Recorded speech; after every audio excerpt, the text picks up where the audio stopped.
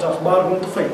تشرف الإدارة العامة لمنطقة الجهراء التعليمية بافتتاح المعرض العلمي التربوي المتنقل لإدارة التقنيات التربوية تحت رعاية محافظ الجهراء الفريق فهد الأمير، وبحضور المدير العام للإدارة العامة لمنطقة الجهراء التعليمية الأستاذة فاطمة الكندي، وبحضور مديرة إدارة التقنيات التربوية الأستاذة نور الحطاب، وذلك يوم الأحد الموافق 8/2 في مدرسة بن طفيل متوسطة بنين، وذلك لأول مرة في المحافظة.